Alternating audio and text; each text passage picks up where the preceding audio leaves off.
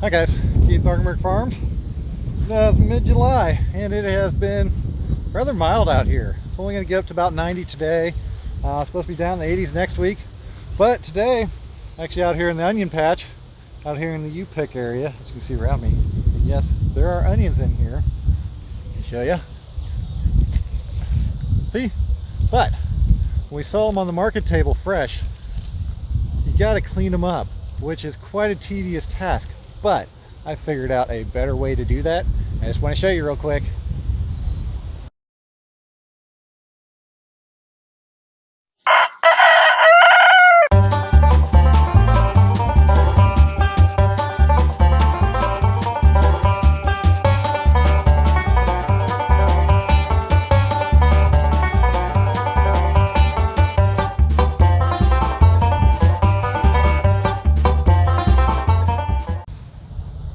So before we get to cleaning the onions, and yes, like I said, there are onions in here. One of the biggest problems I run into with growing onions here on the farm, we actually do it, you see it better up here where I actually cleared the grass out. Actually do it in landscape fabric. In February, I plant 3 seeds per tray or per cell, so 200 cell flat, and then I plug them in landscape fabric, 3 wide, 3 crossed. It's 10 by 10. I'd have to measure it exactly. But throughout the season, the grass comes in and takes over because we just have really, really bad crabgrass out here. Now, it doesn't completely destroy the harvest. It does kind of minimize it a little bit. Let me turn you around real quick and I'll show you. So as you can see, there are onions in here. You got to be careful pulling them because you'll rip the necks off. Just grab them at the base. Like there's a nice baseball size onion. Being a purple onion, this variety, those are nice onions. Those are the ones I like to sell as fresh. I'll also dry some out as well, but you just got to go through and look, pop them up. Biggest thing with the grass taking over, you end up with a lot of small ones as well. So I'll end up drying those and trimming them later and selling them as baby onions or mini onions. A lot of times it's all about marketing. Like I found, even with my peppers, when they first start going, first couple rounds of bells I can sell as baby bells and actually get a premium for them until they start coming up to full size. There's a good one. That's one that's going to stay. So I'll just continue harvesting this down until I get one of my totes full. Then I'll take you in the pack house and show you how we were finalizing these for sale and the way that I found that is a lot better. So here's the way we usually cure dry out our onions.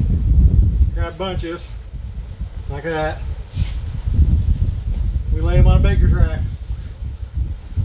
Lay them out in thin enough row that the air can flow. It's also good in here. You put a fan on them, but we have really good strong prevailing wind from the south that blows straight through this building because, as you can see, that's to the south. And you come back around to the north, we got the door wide open on that side, so they got really good airflow through here. Typically I'll stack out for a week this direction, and then after that I'll double stack them. I'll take a row below and move it over because about that time we're actually starting to need more space for the next chunk of onions to come in. But that's for the drying onions. They'll be on here for 2 weeks roughly until the neck starts to pinch down. We'll just do a quick wipe and then do a quick wipe, cut the tail, cut the root, there we go. Then we'll bag those up and sell them at market. Now I'll show you what we do for the fresh ones. So with our fresh onions, well, I don't want that one either. Get a nice one in here. So that just really doesn't look that good on the market table. So what we've been doing is going through and actually peeling them down to get past the crud on them. Now, as you can see, it's not exactly a very quick process. There we go. It's actually very, very time consuming and tedious. And once we get it cleaned down, see, now that looks very, very pretty on the market table, especially if you get a bunch of 3 to 4 of these. So we sell them as. Next, I'll go through, trim off any undesirable leaves, like that one. And then that one's got a little yellow on it, so it's got to go. And then I just take it down to a manageable length, like that. So there's one, and I'll do 2 more and make a bunch. So there's your final product. Very, very lovely. Nice looking, nice shiny, colorful. These will go directly into the walk-in because they're fresh onions. They're not going to be cured down like the other ones on the rack over there. And you can ask a premium for them.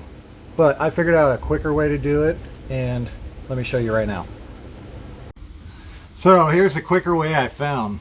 Over at the wash sink now, simply take my wash hose.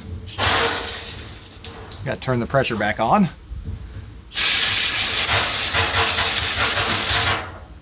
Blast it off. It really knocks off all the outside skins. Take that off. Take off the one bad looking leaf. We got a pretty nice looking red onion there. Not quite as shiny as the other ones. I'll set them down as I go, and I'll make sure we got good.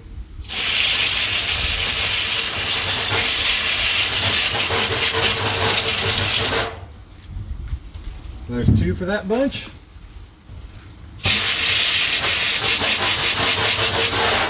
I think this is actually a pink onion. I found that in the white onion patch. And since these are a little smaller,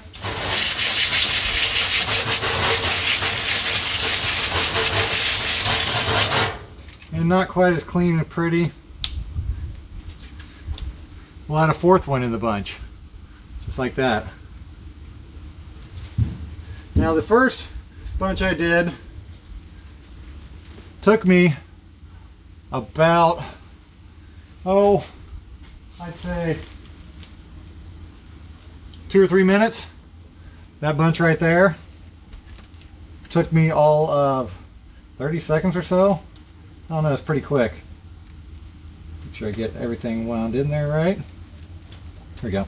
And when I bunch them, I like to keep my finger in the bunch. I found it does not bite on the necks as hard that way. 2 and 3.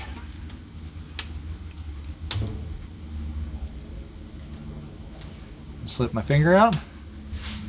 And right there, we got a nice little bunch of onions. I'll come back through and knock the roots off. Do the same thing. Trim any of the discoloration out of the tops, and then chop them straight across. Don't get as much leaves this way, but that is just so much quicker.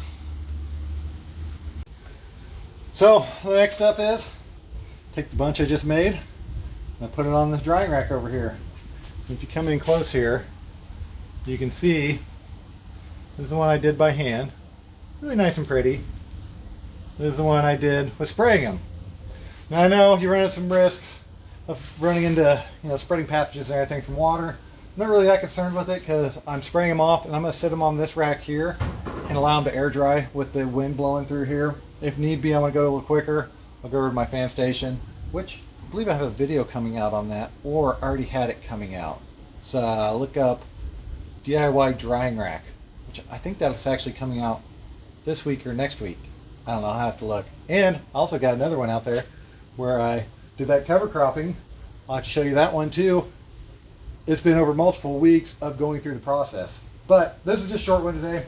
I thought this was really ingenious, inventive, worked great. That way you can get a premium out of your onions and then dry off the rest and then sell them throughout the season. I mean, they'll last for several weeks once they're dried down. Fresh like this, you're only going to get a couple weeks in the walk-in before they start turning yellow. So you want to get rid of them quick that way, because after they go in there, you can't take them back out and dry them. Because once you put them into cold storage, as soon as they come out, they'll start to sprout. They think the seasons have progressed on them, and it's just too much for them to handle. So, hope you all liked what you saw here today. If you did, don't forget to like and subscribe. Thank y'all. Have a good day. And if you like what you saw here today, don't forget to go over to arkenbergfarms.com. Scroll down to the bottom. Digital tools and training.